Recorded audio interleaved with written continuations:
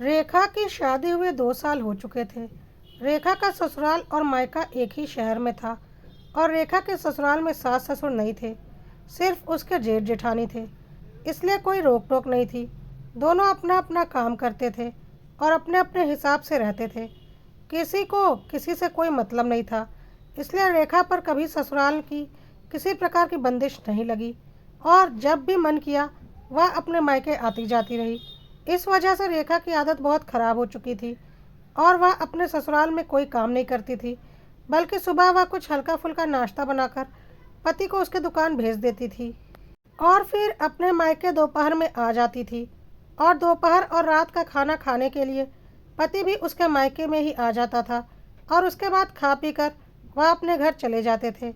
रेखा को ज़िंदगी बहुत आसान लग रही थी क्योंकि उसे कोई काम नहीं करना पड़ रहा था, क्योंकि ससुराल में उसके ऊपर कोई जिम्मेदारी जो नहीं थी और उसके सारे काम मायके में ही हो जा रहे थे। ना उसे अपना घर संभालना था, ना ही उसे खाने पीने की कोई चिंता करनी थी, क्योंकि सब कुछ उसकी माँ शारदा देवी जैसे शादी के पहले करती थी वैसे ही कर रही थी। बस अब बेटी के साथ साथ दामाद सुशील के लिए भी करना पड़ रहा था। पर माँ को यह बात समझ में नहीं आ रही थी। इससे रेखा का जीवन आसान नहीं, कठिन हो जाएगा, क्योंकि वह और अधिक आलसी हो जाएगी और अपनी सारी जिम्मेदारी अपने मायके वालों पर डालती जाएगी, जो कि किसी भी मायने से सही नहीं थी। लेकिन शारदा देवी को तो अपनी बेटी से इतना लगाव था कि उन्हें यह सब कुछ बहुत अच्छा लग रहा था। उन्हें लग रहा था कि रेखा की शादी बहुत अच्छी हुई है और वह अभी भी हमारे साथ उसी प्रकार रहती है जैसे कि शादी के पहले। रेखा के मायके में 2 भाई थे जिनका कि विवाह नहीं हुआ था। इसलिए मायके में रेखा के इस तरह से रहने से और बात बात पर शादी के पहले वाले हिसाब में ही हस्तक्षेप करने से किसी को कोई दिक्कत नहीं हो रही थी। पर यह बात कोई समझ नहीं पा रहा था कि कल को जब इस घर में बहू आएगी तो यही सारी बातें इस घर को तोड़ने का काम करेंगी। इसी तरह से 3 साल बीत गया और रेखा का एक बच्चा भी हो गया और रेखा अनवरत अपने मायके में दखलंदाजी करती रही, क्योंकि कोई उसे रोकने वाला जो नहीं था। और फिर रेखा के बड़े भाई केशव की शादी हुई और भाभी गरिमा घर में आ गई। केशव बहुत ही सीधा साधा था और गरिमा भी सीधी थी। अब तो रेखा को की और मनमानी हो गई, क्योंकि उसे बिल्कुल सीधी सादी भाभी जो मिल गई। अब रेखा गरिमा से अपनी सारी ज़रूरतें पूरी करवाती रहती और बस भाभी को ऑर्डर फरमा देती। शारदा देवी और रेखा बहुत ही तेज किस्म की औरतें थीं, तो गरिमा की उनके आगे वैसे भी कुछ नहीं चलती। ऐसे ही 2 साल और बीत गया। अब गरिमा और केशव का भी एक बच्चा हो गया और गरिमा को अपने बच्चे के लिए समय चाहिए होता था। लेकिन रेखा और शारदा देवी चाहते थे कि गरिमा अभी भी रेखा के लिए वैसे ही एक टांग पर खड़ी रहे जैसे वह पहले खड़ी रहती थी। पर अब यह संभव नहीं था। गरिमा को पता था इन माँ बेटी से लड़ पाना मुश्किल है। इसलिए उसने अपने पति केशव से बोला कि मुझे इस घर में बहुत दिक्कत हो रही है। रेखा दीदी हर समय यहीं पर रहती हैं।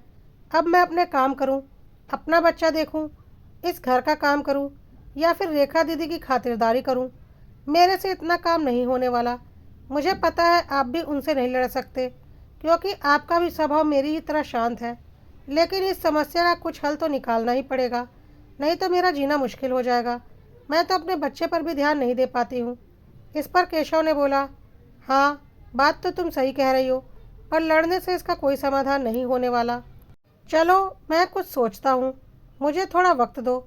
कुछ दिनों के बाद केशव अपने अपनी माँ से बोला, माँ, यहाँ से दुकान बहुत दूर हो जाती है और मैं दोपहर में जब खाना खाने आता हूँ उसके बाद दुकान जाता हूँ तो इन सब में काफ़ी वक्त लग जाता है। दुकान में जो कर्मचारी हैं वह काफ़ी पैसे इधर उधर कर देते हैं। इससे मेरा बहुत नुकसान हो रहा है। तो दुकान के बगल में ही मैंने एक घर खरीद लिया है और अब मैं वहाँ पर शिफ्ट होने की सोच रहा हूँ। इससे मुझे आसानी हो जाएगी। माँ ने बोला, तुमने घर खरीद लिया और हमें बताया तक नहीं। इस पर केशव ने कहा, अरे माँ, यह सब कुछ इतनी जल्दी हुआ कि मैं कुछ बता ही नहीं पाया और अगले हफ्ते ही घर की पूजा है। उसके बाद मैं और गरिमा वहीं पर रहेंगे। शारदा देवी ने बोला, आज तक तो तुझे कोई दिक्कत नहीं हो रही थी। इस पर केशव ने कहा, हाँ माँ, पर अब हो रही है तो क्या कर सकते हैं। केशव को पता था यदि ज़्यादा बहस की तो माँ उल्टी सीधी बातें बोलने लगेंगी और वह कोई जवाब नहीं दे पाएगा। इससे अच्छा चुप रहना ही था। इसलिए उसने बस यही बोलकर कि उसे दिक्कत हो रही है वहाँ से निकल लेना ही सही समझा। माँ ने भी थोड़ी सी नाराज़गी जताई, पर वह समझ गई थी कि अब तो उसने घर ले लिया है तो वह वहाँ शिफ्ट होकर ही मानेगा, क्योंकि उसने बहुत चालाकी से यह काम किया है। यदि वह घर लेने से पहले मुझे बताता तो मैं ज़रूर कुछ ना कुछ उपाय कर लेती, लेकिन अब कुछ नहीं हो सकता। और क्योंकि उसने अपने पैसों से घर लिया है तो वह जब चाहे अपने घर में रहने जा सकता है। और गरिमा उसकी पत्नी है तो वह तो उसके साथ जाएगी ही, मैं उन्हें कैसे रोक सकती हूँ। इस तरह से केशव ने तो अपनी समझदारी से बिना किसी लड़ाई झगड़े के उस घर से अपनी पत्नी को निकाल लिया और अपना एक अलग जीवन शुरू कर लिया, जहाँ पर शांति थी, जहाँ पर दिन भर उसकी पत्नी को उसके बहन की गुलामी नहीं करनी पड़ती थी। वह नहीं चाहता था अपने माता पिता से अलग होना, पर माँ और बहन ने घर में ऐसा माहौल कर दिया था कि यह उसकी मजबूरी बन चुकी थी। लेकिन माँ को तो अपनी बेटी से इतना लगाव था कि वह अपनी प्यारी बेटी को कभी बोलती ही नहीं थी कि अपने घर में रहो। बेटी की शादी हुए 7-8 साल हो चुके थे, पर अभी भी उसका हिसाब किताब वही था कि वह बस रात में अपने घर सोने ही जाती थी और पूरा दिन मायके में ही रहती थी। अब रेखा के छोटे भाई वैभव की शादी होने वाली थी। रेखा का छोटा भाई थोड़ा उग्र स्वभाव का था। रेखा और उसकी माँ ने देखा था कि किस तरह से केशव ने उस घर से किनारा कर लिया और उन्हें जो एक फ्री की नौकरानी मिली थी वह उनके हाथ से निकल गई। इसलिए अब छोटी बहू को अपने कब्जे में रखना चाहते थे ताकि इनका काम ऐसे ही चलता रहे।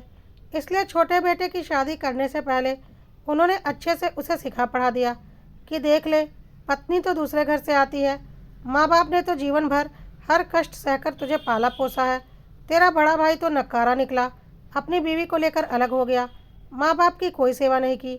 तू भी ऐसा मत कर देना। अगर तूने भी ऐसा कर दिया तो हम किसके सहारे रहेंगे। अब तुझसे ही हमें उम्मीदें हैं। शादी करते ही अपनी बीवी के मत हो जाना। रेखा और शारदा देवी ने वैभव को शादी से पहले ही बीवी के खिलाफ इतना भड़का दिया कि उसने सोच लिया था कि शादी के बाद वह सिर्फ वही करेगा जो उसकी माँ और बहन कहेंगी, क्योंकि वह उसकी अपनी है। फिर शादी होकर उसकी बीवी शालिनी घर में आई। घर का माहौल देखकर उसे समझ में आ गया था कि इस घर में सिर्फ वैभव के माँ और बहन की चलती है और उसके पति को उन्होंने पूरी तरह से अपनी मुट्ठी में रखा है। बड़ी भाभी अलग हो चुकी हैं और शायद उनके अलग होने की यही वजह होगी, पर छोटी बहू शालिनी को बहुत अच्छे से पता था कि उसका पति अपने माँ बाप को छोड़कर कहीं नहीं जाने वाला और ना ही उसकी बहन अपना मायका छोड़कर जाने वाली है। शालिनी का जीवन इस घर में खराब हुआ जा रहा था क्योंकि उसका नौकर वाला हाल था और उसके पति को उससे कोई लेना देना नहीं था। शालिनी ने कुछ दिनों में विरोध करना शुरू कर दिया, लेकिन इससे उसे कोई फ़ायदा नहीं हुआ क्योंकि वैभव काफ़ी उग्र स्वभाव का था और माँ और बहन ने उसे अपने मुट्ठी में पहले ही कर लिया था, तो वह अपनी पत्नी के बातों पर बिल्कुल ध्यान नहीं देता था और उसे ही गलत समझता था। माँ बेटी यह देखकर बहुत खुश होती थी। कुछ समय के बाद शालिनी को भी संतान हो गई। अब तो शालिनी का जीवन और भी ज़्यादा खराब हो गया क्योंकि एक तो सारे घर की जिम्मेदारी, ऊपर से छोटा बच्चा, ऊपर से माँ और बेटी के सारे खानदान की जिम्मेदारी। शालिनी बिल्कुल पागल सी हो रही थी, पर उसके पति को उससे कोई मतलब नहीं था। तंग आकर शालिनी ने बोल दिया कि मैं मेरे मायके जा रही हूँ, जब तक तुम्हारी बहन यहाँ रहेगी मैं इस घर में नहीं रह सकती। तो वैभव ने भी बोला, शादी के बाद लड़की का घर उसका ससुराल होता है, ना कि मायका। इस पर शालिनी ने बोला, तो यह बात क्या सिर्फ मुझ पर लागू होती है? तुम्हारी बहन क्यों मायके में रहती है? उसका ससुराल नहीं है क्या जो हम पर बोझ बनी रहती है? खुद के हाथ पैर नहीं है क्या? अपना एक काम नहीं करती, मैं उसकी खातिरदारी करूं या अपना बच्चा देखूं या घर के काम देखूं? मेरे से यह सब कुछ नहीं होने वाला। लेकिन वैभव क्योंकि अपनी माँ और बहन की मुट्ठी में था तो उसने सीधा बोला, तेरी हिम्मत कैसे हुई मेरी बहन को ऐसा बोलने की? यह उसका घर है और वह मेरी बहन है, जब तक वह चाहे यहाँ रह सकती है। तू कौन होती है उसे कुछ बोलने वाली? तो शालिनी ने बोला, जैसे वह तुम्हारी बहन है और जब तक चाहे यहाँ रह सकती है, वैसे ही मैं भी किसी की बहन और बेटी हूँ और मैं भी जब तक चाहूँ अपने मायके में रह सकती हूँ। यह कहकर शालिनी ने अपना सामान उठाया और अपने मायके जाने लगी। वैभव ने उसे नहीं रोका क्योंकि उसके हिसाब से वह तो बाहरी औरत है और उसकी माँ और बहन ही उसके अपने हैं। वह अपने ससुराल से निकल तो गई थी, पर उसका मन बहुत बेचैन हो रहा था क्योंकि इस तरह से मायके जाना उसे अच्छा नहीं लग रहा था और उसे पता था शादी के बाद कोई बेटी बहुत दिनों तक मायके में नहीं रह सकती।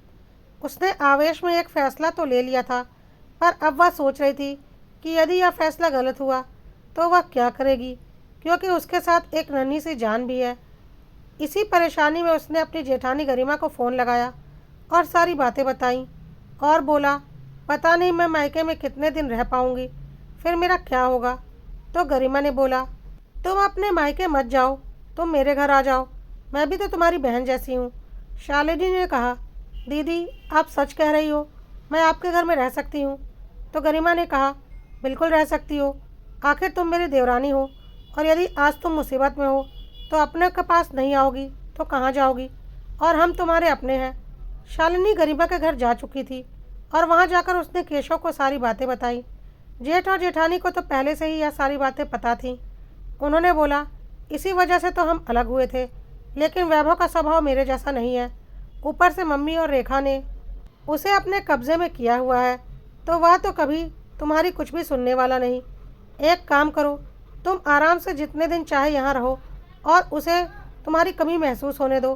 और हाँ, तुम्हें बिल्कुल ज़रूरत नहीं है यह बताने की कि तुम कहाँ हो, देखते हैं वह तुम्हारे बारे में पता करते हैं या नहीं। छोटी बहू ने बोला, ठीक है भैया, जैसा आप ठीक समझो, मैं किसी से कुछ बताने वाली नहीं, और ना ही मैं अपने मायके में किसी को कुछ बताऊंगी। बस मेरे यहाँ रहने से आप लोगों को कोई दिक्कत ना हो। इस पर केशव ने कहा, कैसी बातें कर रही हो, तुम मेरी छोटी बहन जैसी हो, तुम आराम से यहाँ रहो, यह भी तुम्हारा ही घर है, तुम्हें यहाँ किसी बात की कोई दिक्कत नहीं होगी। देखते हैं छोटा कितने दिन तुम्हारे बिना रहता है। उधर उस घर में छोटी बहू के निकल जाने से सारे काम का भार माँ और बेटी के ऊपर पड़ चुका था, और उन्हें तो काम करने की आदत बिल्कुल भी नहीं थी, तो वह दोनों परेशान हो चुकी थी। ऊपर से वैभव को भी इतने दिनों से अपने बीवी के ऊपर आश्रित होने की आदत पड़ गई थी, तो उसे भी अपनी हर ज़रूरत के लिए अपनी माँ और बहन का मुंह देखना पड़ता था। और वह दोनों इस बात से चिढ़ती थी कि घर के काम के साथ साथ वैभव के काम भी उन्हें करने पड़ रहे हैं। एक दिन शारदा देवी ने वैभव को अच्छे से सुना दिया। उन्होंने बोला कि मेरी अब यह उम्र नहीं रह गई कि मैं घर के काम के साथ साथ तुम्हारी भी खातिरदारी करूं। अपनी बीवी को बुला लो अपनी खातिरदारी करने के लिए, हमसे यह सब काम नहीं होने वाले। वैभव ने बोला, कोई बात नहीं माँ, तुम्हारी तो उम्र हो गई है, पर रेखा दीदी तो है ना, और वह तो मेरी दीदी है, वह मेरे सारे काम कर दिया करेंगी। इस पर रेखा ने बोला, पागल समझा है क्या मुझे, मैं क्या तुझे इस घर की नौकरानी लगती हूँ? मैं मेरे पति और बच्चे को देखूँ या तेरे काम देखूँ? अपनी पत्नी को तो रख नहीं सका और बहन से उम्मीदें लगा रहा है कि वह तेरे काम करे। वैसे भी मेरे पति को रोज़ यहाँ आने में दिक्कत हो रही है, उनका दुकान भी काफ़ी दूर है, तो अब मैं यहाँ कभी कभार ही आ पाऊँगी। क्योंकि रेखा को बहुत अच्छे से समझ में आ चुका था कि अब इस घर में रहना है तो खुद के ही हाथ चलाने पड़ेंगे, माँ से कुछ होने वाला नहीं, और भाभी यहाँ है नहीं, और यहाँ रहूँगी तो अपने साथ साथ माँ बाप और भाई का काम भी करना पड़ेगा। रेखा ने जल्दी से जल्दी वहाँ से निकल लेने में ही अपनी भलाई समझी। अब घर में माँ बेटा बच गए थे और माँ कुछ भी काम करने के लायक नहीं थी।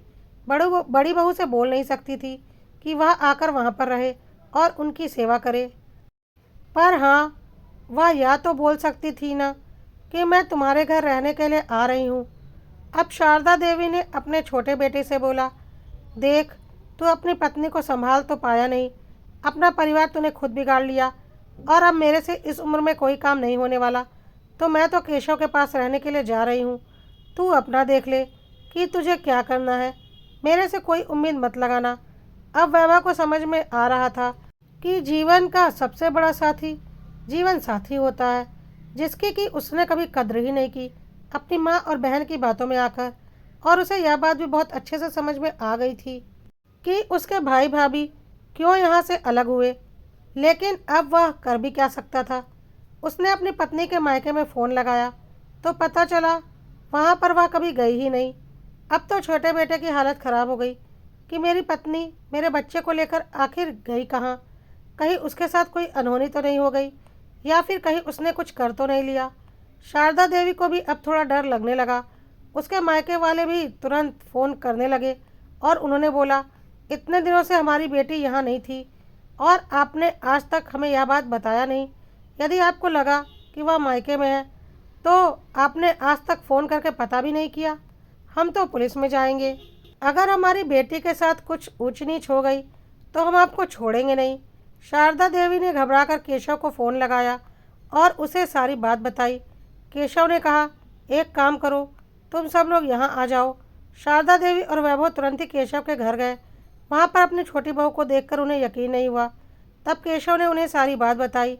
यह सुनकर वैभव को अपनी गलती का एहसास हुआ और उसने भगवान का शुक्र भी मनाया कि उसकी पत्नी और बच्चा उसके बड़े भाई के घर पर सही सलामत थे। अब केशव ने शारदा देवी से कहना शुरू किया, माँ, तुमने अपनी बेटी के प्यार में पागल होकर अपने दोनों बेटों का घर बर्बाद करने में कोई कसर नहीं छोड़ी। यह दुनिया की रीत है कि बेटी को शादी करके ससुराल जाना ही होता है।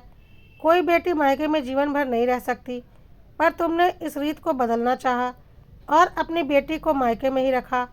और एक बहुत बड़ा सच यह भी है कि जो शादीशुदा बेटी मायके में रह जाती है वह अपनी भाभीयों का घर कभी नहीं बसने देती, नहीं तो उसका वर्चस्व कम होने लगता है।